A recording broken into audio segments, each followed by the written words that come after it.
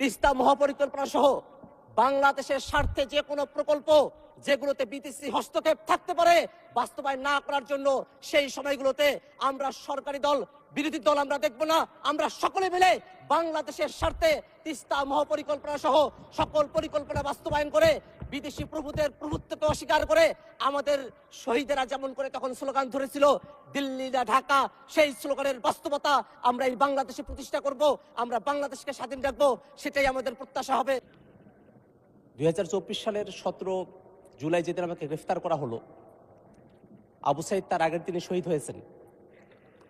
আবু সাইদের মা কান্না করে বলেছিলেন যে আমার বেটাক মাল্লু কেন। এই ভাষাটা একেবারে আমার নিজের মায়ের ভাষা। আমি রংপুরের সন্তান।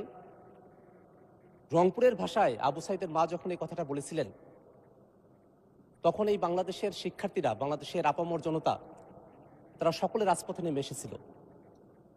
হাজার হাজার মানুষ তারা শহীদ হলেন, হাজার হাজার মানুষ পঙ্গু হলেন।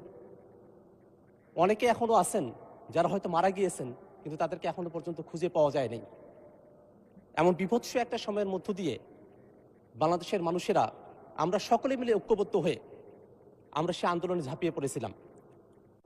আমরা জানি যে এখানে বিএনপির যারা বন্ধুরা আছেন, যারা জামাতের আছেন, আর আমরা নবগঠিত এনসিপি অর্থাৎ আওয়ামী লীগ এবং তাদের দোসর ব্যতিরেকে বাংলাদেশের এমন কোনো পক্ষ নাই, এমন কোনো মানুষ নেই যারা 24-এর অভ্যুত্থানের সময়টাতে রাজপথে তারা নেমে আসেনি।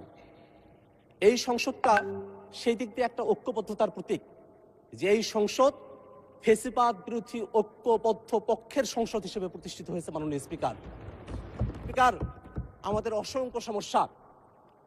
আমি যে অঞ্চল থেকে এসেছি, আমার কাউনিয়া এবং পীরগাছা, তিস্তা নদীর অববাহিকায় আমার আসন। তিস্তা নদী আমাদের উত্তর অঞ্চলের লাইফলাইন হওয়ার কথা ছিল, কিন্তু শুকনো মৌসুমে আপনি সেখানে পানি পাবেন না।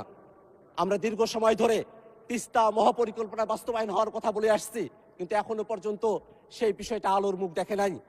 এই ক্ষেত্রে একটা কথা বলতে হয় মাননীয় স্পিকার, তিস্তা মহাপরিকল্পনা সহ বাংলাদেশের স্বার্থে যে কোনো প্রকল্প যেগুলোতে বিদেশি হস্তক্ষেপ থাকতে পারে বাস্তবায়ন না করার জন্য সেই সময়গুলোতে আমরা সরকারি দল বিরোধী দল আমরা দেখব না।